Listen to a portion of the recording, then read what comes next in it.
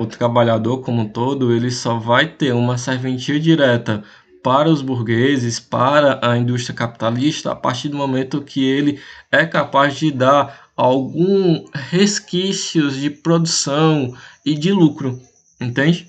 Lógico que o Marx ele não fala diretamente sobre esse contexto de aposentadoria, né? Porém, quando ele fala sobre a questão do equilíbrio econômico entre as classes burguesas e proletárias, quando ele passa a propor socialismo, né, ele vai pensar, querendo ou não, de uma forma indireta, sobre os indivíduos que não são mais capazes de dar a sua mão de obra barata em troca de salários, né? Então, assim, aquilo passa a acontecer porque se eu tiver um equilíbrio econômico existente no meu sistema capitalista, ou seja, no meu sistema de produção, né, então significa que talvez os trabalhos seriam mais leves, né? Talvez os trabalhos seriam mais minimizados para aquelas pessoas que não têm uma capacidade física tão grande, entende? Então, assim, tudo isso é uma questão de discutir com o autor, né? Até que ponto esses paralelos sobre equilíbrio de classe, esses paralelos sobre quem dá um lucro maior e mais adequado para o capitalista e sobre quem realmente o capitalista considera um indivíduo valoroso por seu processo de lucro, né? Então, assim, eu vou perceber que esse contexto de aposentadoria, no que diz respeito a dar uma chance ou uma vida digna para aquelas pessoas que não têm mais condições de trabalhar, né, dentro do contexto da indústria, da Revolução Industrial, ainda não existe. Né? Ainda não existe porque os direitos políticos do indivíduo enquanto cidadão ainda não é reconhecido enquanto legislativo, enquanto lei, né? Enquanto imposição do Estado para fazer com que o indivíduo industrial, né, passe a dar uma prerrogativa trabalhista econômica para o indivíduo que não tem mais condições de desenvolver o seu processo de produção. Tá ok, Daniel? Daniel fez outra pergunta, deixa eu ler aqui rapidinho. Este terceiro ponto de Karl Marx pode mudar no futuro correto? As classes sociais... Não, viu, o Daniel? Porque, assim, toda classe social, o que vai mudar é a estrutura social. O que vai mudar é as classes, né? Porém, dentro de um contexto capitalista, a gente vai perceber que o que não vai mudar é a questão da contradição, a questão do antagonismo, porque é esse antagonismo, essa contrariedade de ideias que faz com que a nossa sociedade ainda fique em pé dentro do contexto capitalista, entende? Por exemplo, eu estou lendo atualmente esse livro aqui, né, de um filósofo chamado Mesaros, né, Steven Mesaros, e ele fala sobre um possível contexto de reforma educacional. Mas tem que levar em consideração uma coisa: uma possível reforma educacional só é possível se tiver uma reforma capitalista dentro do contexto da divisão de classes que foi proposta pelo Marx, né? Inclusive o nome da obra do Mesaros é Educação para Além do Capital, certo? Então, se eu for precisar ou necessitar de uma mudança, de uma reforma para tirar esse contexto de contrariedade entre as classes, alguém vai sair perdendo economicamente. E quem é que vai sair perdendo economicamente?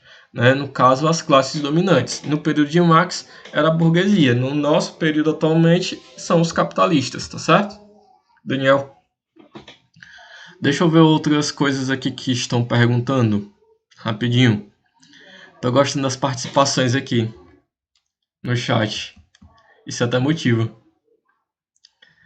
Ariana, esses indivíduos que trabalham para a burguesia são considerados robôs?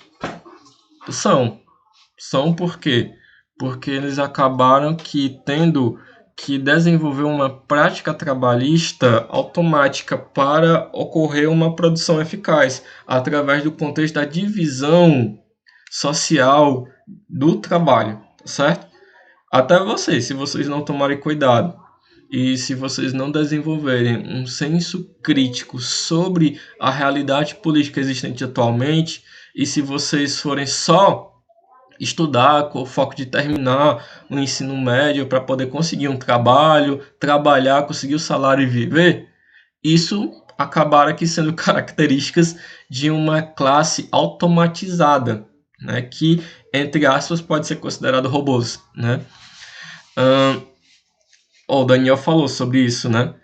Sim, eles podem ser essas classes, né? Essa classe proletária pode ser considerada robôs, como a Mariana fala, o Daniel fala assim, né? Sim, eles podem se automatizar e chegar ao ponto de precisar de pessoas para controlarem, tá? Enfim, a discussão de vocês aqui foi até interessante. Continue assim.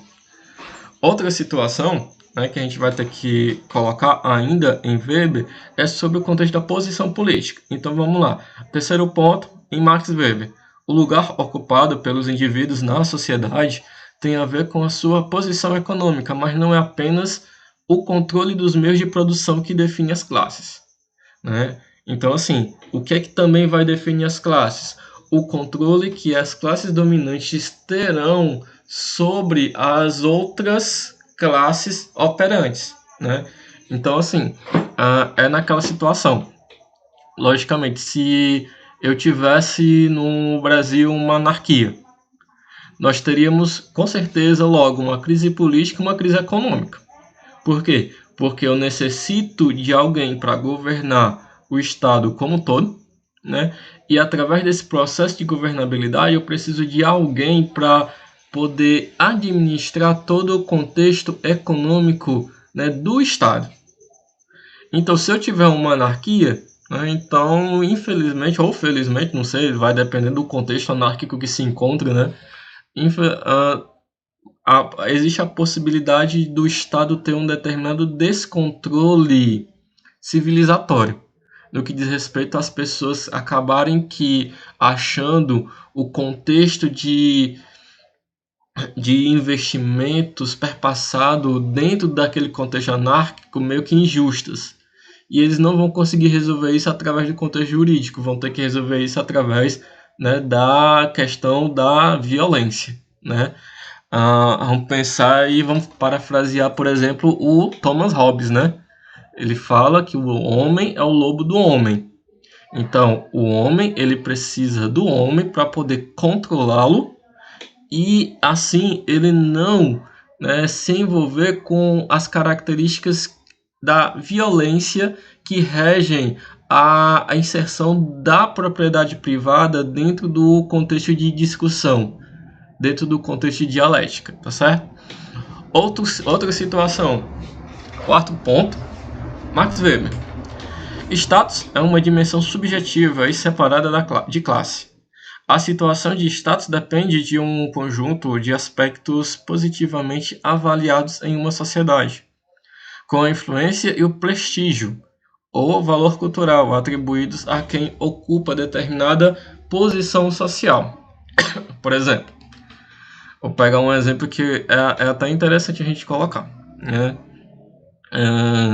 Eu não tenho onde cair morto. O salário como professor tá lá embaixo, né? Então nós podemos perceber que eu não tenho uma influência econômica sobre o contexto das massas, mas eu sou professor. O fato de eu ser professor me coloca dentro de um status. E esse status faz com que as outras pessoas que não exercem a minha função tenham uma determinada visão sobre aquilo que eu sou. Entende? É só pensar naquela situação.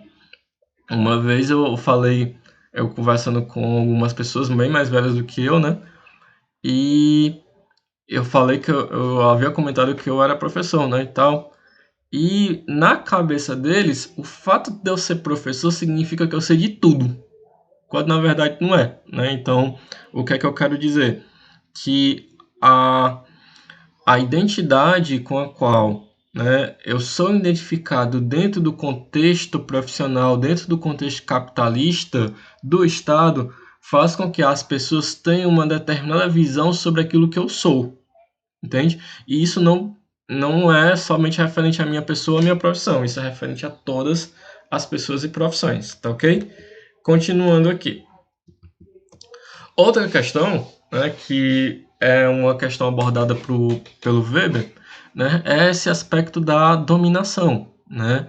Aí chega naquele contexto dos três tipos de dominação que eu havia citado para vocês nas aulas presenciais, né, que é o contexto da dominação legal, o contexto da dominação tradicional e o contexto da dominação carismática. Porém, para compreendermos de uma forma didática, vamos fazer uma leitura base do slide. Vamos lá.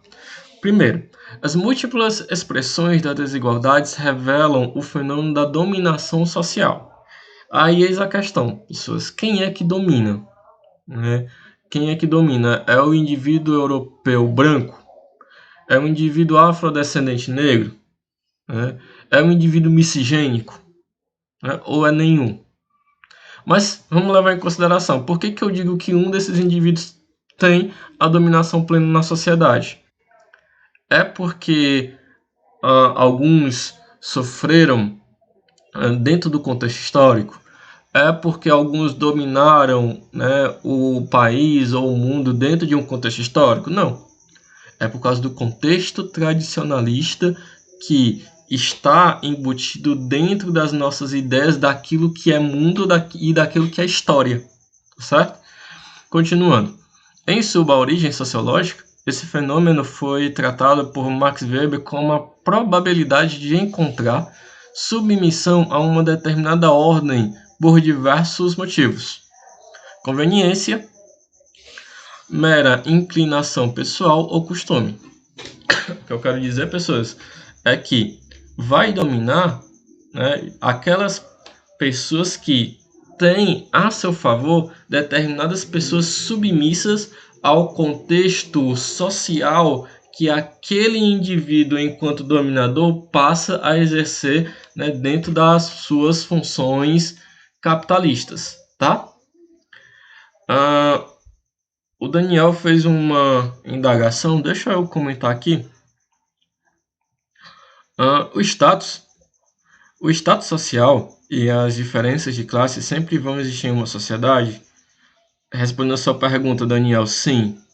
Porque o status social sempre vai existir na sociedade?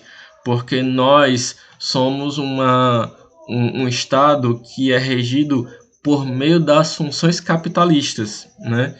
E quando eu falo sobre o capitalismo, eu digo que, né, todas as questões sociais existentes, né, passam a ter aquelas classes que vão dominar de uma forma direta e indireta o contexto político de todas as classes.